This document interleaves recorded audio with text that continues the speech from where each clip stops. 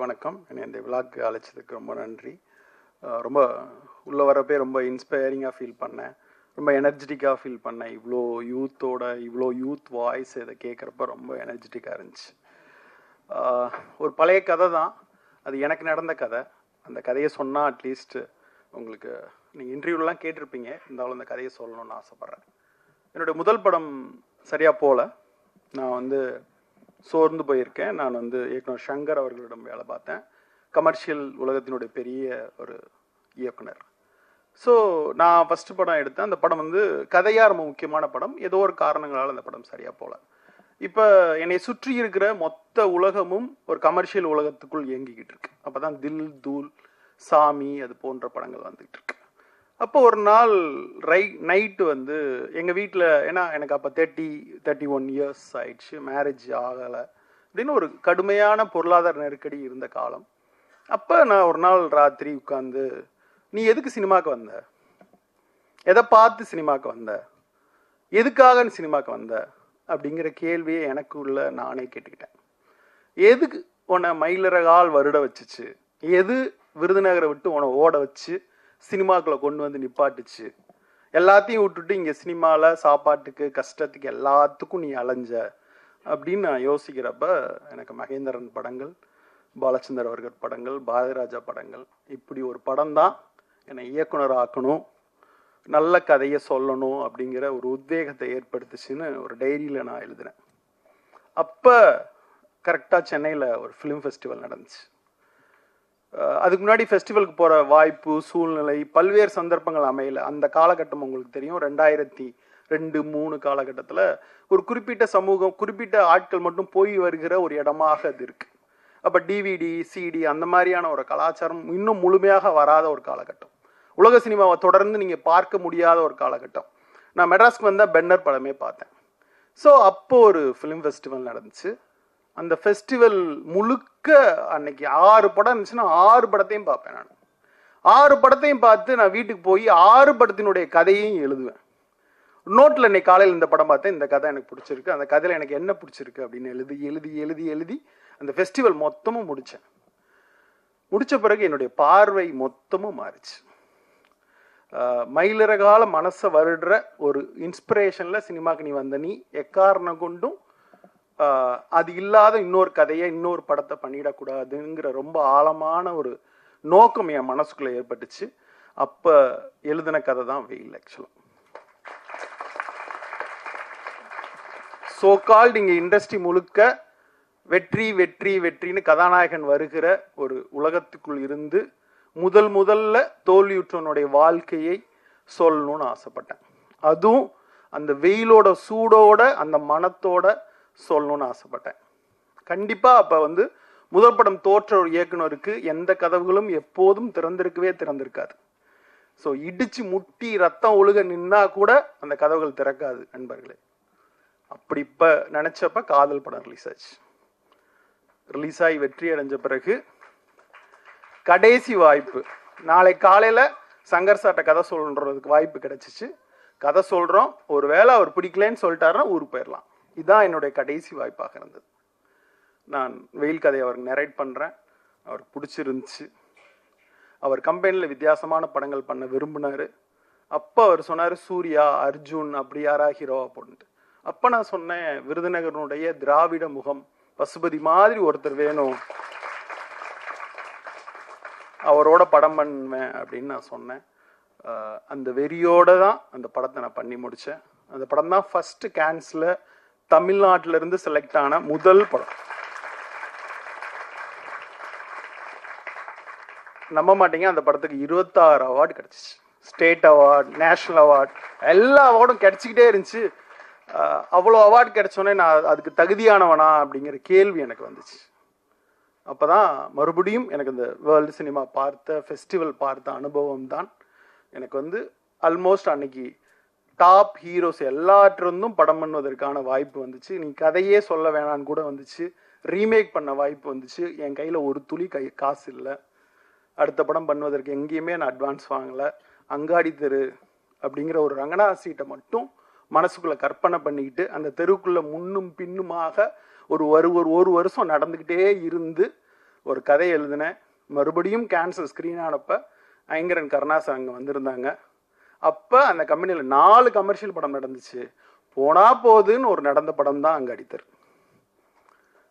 So அந்த படம் ஆஸ்காரில் final ரவுண்டில் பீப்ளி லைவா அங்காடி தெருவா ஆஸ்காருக்கு போகிற படமாக அந்த படம் இருந்தது. இந்தியன் மனோரமா செலக்ட் ஆச்சு, நிறைய விருதுகள் வாங்கி தந்துச்சு. ஸோ ஒரு ஃபெஸ்டிவல் யாரை உருவாக்குதோ உருவாக்கலோ எனக்கு தெரில, ஆனால் அப்படி உருவான அந்த ஃபெஸ்டிவலால் உருவான ஒரு ஆள் தான் நான் ஆக்சுவலாக. ஸோ ஃபெஸ்டிவல் யாரோ ஒருவருக்கு ஒரு கதவை திறந்து வைக்கும்னு நான் ரொம்ப ஆழமாக நம்புகிறேன். ஸோ நினைக்கிறேன், அதை நான் ஒவ்வொரு நாள் நினச்சிட்டு இருக்கேன். அப்புறம் இதுக்கு முன்னாடி வந்து ரஞ்சிதா வர்றதுக்கு முன்னாடி வந்து தலித் பற்றிய பார்வை, ஜாதி பற்றிய பார்வை, இல்லை அதிகாரம் பற்றிய பார்வை இங்கே தமிழ் சினிமாவில் வேற ஒன்றாக இருந்தது. நிஜமாவே நாகராஜ் மஞ்சுளே வந்த பிறகு, ரஞ்சித் தமிழுக்குள் வந்த பிறகு, மாரி செல்வராஜ் உள்ள நுழைந்த பிறகு நான் வந்து அந்த மொத்த பார்வையும் மாறியது. ஆக்சுவலாக வெயிலில் நான் வந்து ஒரு பன்னி மேய்க்கு வரை வில்லனா சித்தரித்ததுக்கு இந்த மேடையில் நம்ம பகிரங்கமாக மன்னிப்பு கேட்க தயாராக இருக்கும். ஸோ நாம் சித்தரிக்கிற ஒவ்வொரு கதாபாத்திரமும் ஒரு சிறுபான்மையினராக இல்லை தலித்தாக இருந்து விடக்கூடாது அப்படிங்கிற கூடுதல் கவனம், இருபாலினரத்தை, மூன்றாம் பாலினரை எப்படி ட்ரீட் பண்ணணுங்கிற ஒரு கவனத்தை மிக கூர்மையாக ரஞ்சித் தன்னுடைய கமர்ஷியல் படங்கள் வாயிலாக எடுத்து வந்தது மிகவும் முக்கியமான விஷயமாக இருக்கிறது. அந்த மாற்றம் வந்து மிக முக்கியமான மாற்றம். மொத்த தமிழ் சினிமாலே அது மாறிடுச்சு. இப்போ வந்து ஒரு பெரிய படத்தில் ஒரு சின்னதாக ஒரு சாலையில் வேலை செய்பவரை குறை சொன்னா கூட ஃபேஸ்புக்கில் ஒரு 10 பேர் எழுதுகிற அளவுக்கு அரசியல் படுத்தப்பட்டிருக்குது. கலையினுடைய முக்கியமான வேலையாக நினைப்பது அரசியல் தான் நினைக்கிறேன். அது வந்து அந்த வேலையை மிக சிறப்பாக ரஞ்சித் வந்து அந்த ஒரு அகல் விளக்கை ஏற்றி வச்சது இன்னைக்கு வந்து அப்படி அவ்வளோ அழகாக எரியுது. ஒரு இயக்குனர் வந்துக்கு பெரிய ரஜினி படம்லாம் கிடைச்ச பிறகு, காசு கிடைச்ச பிறகு கல்யாண மண்டபம் கட்டலாம், ஸ்டுடியோ கட்டலாம், கொடைக்கானலில் இடம் வாங்கலாம், என்ன வேணால் செய்யலாம். ஆனால் ஒரு லைப்ரரி துவக்கணும். கூகை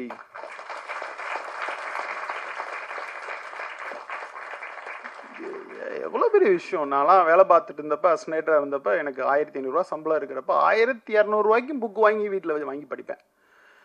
எந்த புக்கு கடை இப்போ லைப்ரரியில் பார்த்தா நம்ம விரும்புகிற புஸ்தகம் லைப்ரரியில் இருக்காது. நான் வாங்கணும்னு நினைக்கிற புஸ்தகம் விலை அதிகமாக இருக்கும். இப்படி ஒரு காலகட்டத்தில் நான் 92, 93 ஒவ்வொரு புக் ஃபேருக்கும் போய் இந்த புக்கை வாங்க முடியாதான்னு ஏங்கிக்கிட்டு இருப்பேன். இப்போ ஓரளவுக்கு வாங்க முடிகிற காலம். ஆனால் உதவி இயக்குனராக இருப்பவர்களுக்கு எந்த புத்தகத்தை படிக்கணும், எந்த புத்தகத்தை படிக்கக்கூடாது, என்ன செய்யணும், என்ன செய்யக்கூடாது அப்படின்னு தெரியாத ஒரு காலகட்டம். ஆக்சுவலாக என் கையில் தாவரங்கள் உரையாடல் வந்து சேர்வதற்கு அவ்வளோ நாள் ஆச்சு. என் கையில் ரப்பர் வந்து சேருவதற்கு அவ்வளோ நாள் ஆச்சு. இப்படின்னு நான் சொல்லிகிட்டே போவேன். நான் வந்து அவ்வளோ அந்த அந்த நவீன இலக்கியத்தினுடைய முதல் சரடனை என் கையில் பற்றுவதற்கு அத்தனை நாள் ஆச்சு. கணையாளை வாங்குவதற்கு நான் விருதுநகர்லேருந்து மதுரை வந்து டிராவல் பண்ண வேண்டியிருக்கும். ஸோ அந்த காலகட்டத்திலிருந்து ஒரு கூகை லைப்ரரியை துறந்து இன்னைக்கு வந்து நான் வந்து அந்த ரோடு வழியாக தான் தினமும் போகிறேன். ஆக்சுவலாக என்னோட ஆஃபீஸ்லேருந்து நான் கடந்து செல்கிற பாதை அது. அங்கே பார்க்குறப்ப அது ஒரு இயக்கமாக மாறி இருக்கிறது.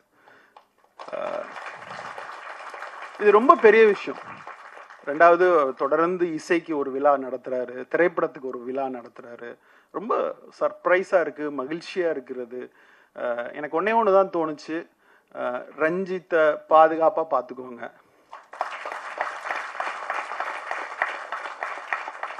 அப்படிதான் தோணுச்சு.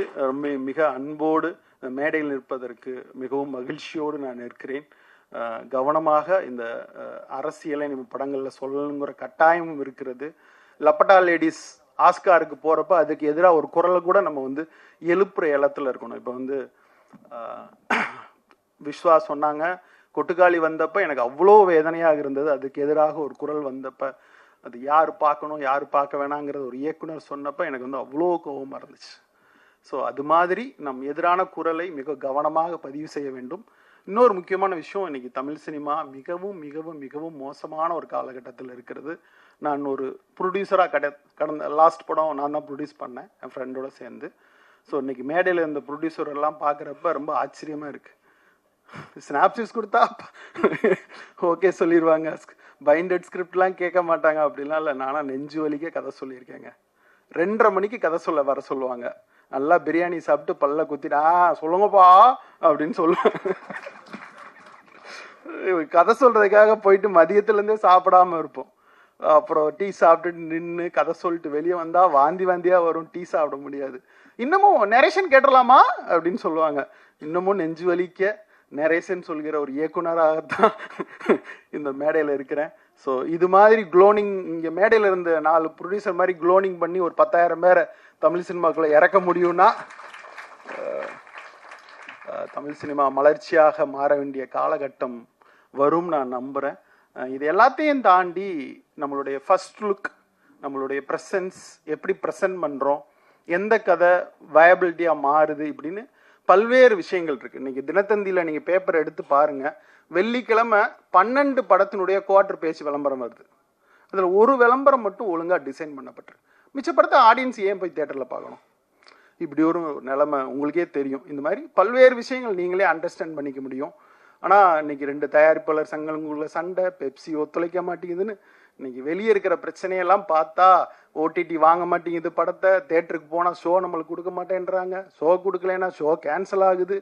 இப்படின்னு இங்கே இருக்கிற பிரச்சனை படம் எடுக்கவே விடாத அளவுக்கான பிரச்சனையில் டூரிஸ்ட் ஃபேமிலி மாதிரி ஒரு ட்ரெய்லர் பார்த்தேன், பிரமாதமாக இருந்துச்சு. எனக்கு